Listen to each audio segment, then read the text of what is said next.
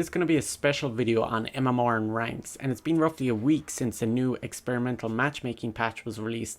And specifically, we're going to be looking at MMR and where it was in the past, and like the matchmaking system, where it's going to progress in the future, and really people's reactions to the existing patch. And there's going to be some stuff that like I've collected data together that really haven't people talking about any of this stuff and how like matchmaking really works. So the first thing is Open Dota's distribution. This is often where people go to look to see where they lie in the graph of other players. The problem with this is that there's a huge amount of missing data. There's only 2.8 million players that accumulate to this graph, and there's at the moment 10 million this month unique players, more than 10 million, and most of the missing data is actually on the lower end of the spectrum. I've gathered together a lot of data, and you'll end up seeing that from matches at different ranks, as people get higher in MMR, more people are sharing their data, and it ends up to really have a jump or a hike up on how much people are sharing their data when they reach Ancient, and it goes down a little bit here in Immortal. And the reason why that ends up happening is because people just don't want to share their data. They don't want to know who's playing on this Immortal account, because it's the same people playing against each other all the time. Now, with a matchmaking system, there's typically trade-offs. You have accuracy versus computation time. This is called the subset sum problem. It's pretty much a math problem. I'm not going to go into it in too much detail, but every time that you add variables, extra variables to that matchmaking system, it'll end up increasing the computation time, making it take even longer to find matches. This can be stuff like the behavioral score, your language that you speak, your geographical location, and in the new case, it ends up being your roles. And these trade-offs within accuracy and computation, if you go for a huge amount of accuracy, it'll cost a lot of like money for computers to be able to compute all the matchmaking system. And Dota has a lot of players, so these algorithms that are used for very high accuracy would end up being using up a huge amount of server time, and it would also not scale very well. The player base of Dota is just too big, too many people queuing, matchmaking times will get even slower and slower. So you need a more generalized algorithm that will allow you to do this faster, so you're optimizing more for like faster queue times. And we end up seeing that it's very obvious that Valve have been testing this stuff in the past. Around January in 2019, this year, we saw that matchmaking times got way shorter.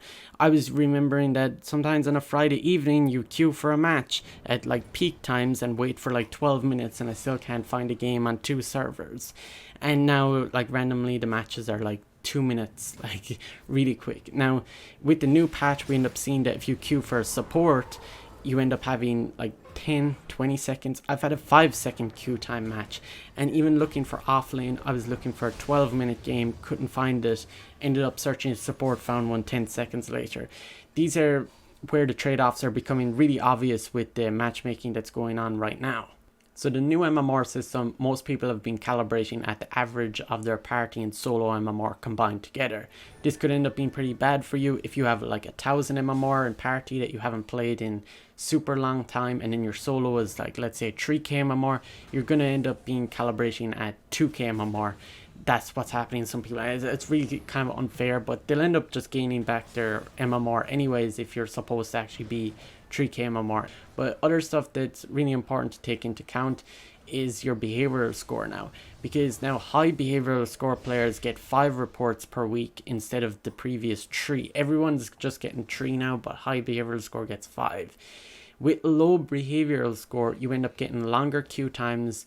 You're going to have people not playing their roles, and there's a lot of stuff that ends up happening that the longer queue times have been around for quite a long time. I guess around 2 years or so, that a lot of people were talking online about how their queue times were getting ridiculously long, like 20-minute queue times. You'll end up finding if you get low priority sometimes, the first match that you go to find straight after that will take a long time to find, and that's pretty much punishing you by waiting. That's what Valve are doing, and there's a lot of abuses that are out there that you can do to effectively have your behavioral score go down, even though you might not actually get reported for it, such as selling and destroying all of your items. So if you destroy all your items at the end of the game when you win, you might actually lose behavioral score because of it.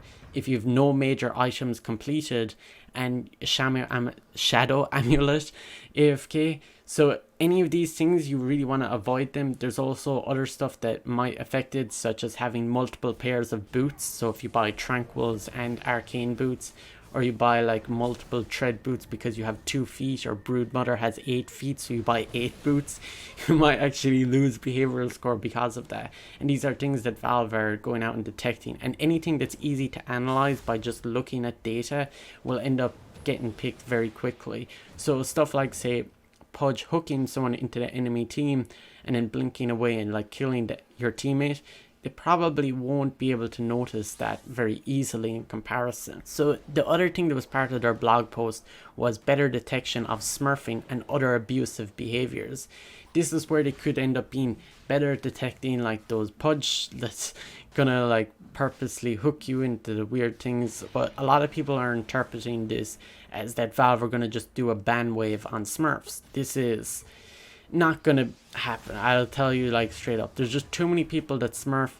If you look at particular like mid legend or upper legend, which is 3.5k MMR, that's like the maximum you can calibrate with a new account. On the EU servers, around 15 to 20% of the player base is smurfs. That's just straight up what it is, right? You can't really do anything about it. Prior to this patch, smurfs have been matched together in all game modes. This is sometimes affecting if you have long queue times, maybe you're queuing late at night or something like that. You'll end up finding that you might get matched together with smurfs or have a higher probability of being matched with smurf, because they don't want you to wait for matches so long. And with smurfs in higher brackets, let's say legend, ancient and divine, where people are like making new accounts, often the reason why they're doing it is literally just to practice, and because they don't want to ruin the rank on their main account, or simply it's just because they want to play with a friend and there's too large of an MMR gap. Now mainly this new change will benefit new players. If you ever have a look at Herald or Guardian matches in the Chinese servers, it's super rampant with smurfs. It's worse than any other. I've looked at some amount of replays. I'll tell you, right, there's a huge amount of accounts that are getting 30, 40, 50 kills in matches in Herald and Guardian. It's super obvious that people are doing some sort of abuse on those servers. And I don't know necessarily what will end up happening with that, because that is running on Perfect World servers. You end up seeing that these small amounts of micro abuse, or if you know of any, like tell me down in the comments that you've seen. And there's a lot of stuff that happens at different brackets. And it's possible that there will end up being another ban wave. They apparently issued a ban wave already for account abusing or account selling. One of the things I ended up seeing that's happening quite actively is where people who get low priority, what they'll end up having is like 5 accounts. And once one of their accounts gets on low priority, they'll play in their other account. Then they'll pay someone to play on their previous account and get them out of low priority. And there ends up being like a matchmaking cooldown. It's effectively dodging the punishment that Valve is giving you. They're definitely going to end up banning people for this, or banning accounts.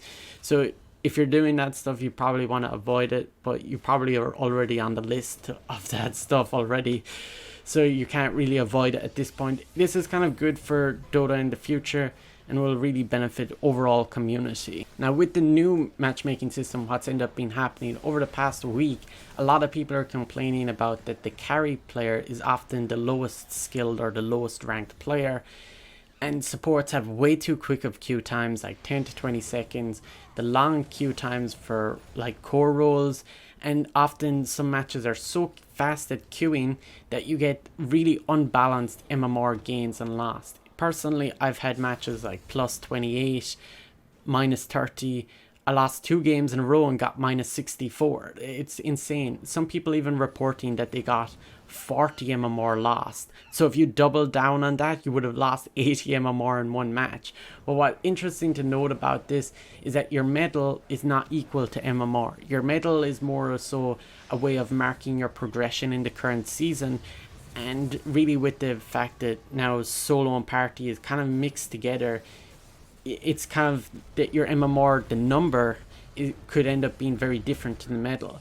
and selecting all of the ranks. So if you queue and pick all of the ranks, you'll probably just end up getting support anyways, because you have a higher probability of finding a match quicker. Now the other thing is people who are looking to try and get to Divine and they're maybe like stuck on Ancient 7 or maybe somewhere around there. If you're trying to get Divine, it's roughly around 4.6k MMR at the moment. Now not all is bad about this. This is supposed to be like an experimental stage with the party and solo. You can still have the option of turning on strict solo matchmaking, and that will prevent you from getting matched with parties. But the goal overall of this patch that Valve are putting forward is that there's going to be a better social aspect, and the accuracy of MMR, they want to maintain that. So the social aspect is really interesting because I ended up seeing a similar correlation with more people sharing their public data and playing in parties. If you played in a party of 5 people, you would have like an 80%, 90% chance of sharing your data. I would literally see 8, 9, 10 of the 10 players in the match would be sharing their public data every time, even if it was just 3-man parties. So many more people share their MMR when they're part of a party. It creates this social aspect, more people talking about it online, and it'll probably be more healthy for the game in the future. And really what the goal that they're trying to get away from is to stop the disincentivizing of playing together, because before people would be like, oh, I'm not going to play in a party with you because I want to play solo and gain MMR that way. So over the next year they're planning on continuously doing more of these experiments, which they kind of just been doing in the past but not really talked about it, and now they're probably going to be advocating talking about it. But it's likely that they'll also do changes, not tell us until like a month later, and collect data on it, effectively doing this A/B testing, which is have 2 different versions and compare and contrast the data that's got from it. So if you have any other stuff that you've ended up seeing from your matchmaking experience, please tell me down in the comments. And remember, if you enjoyed this video, make sure you subscribe.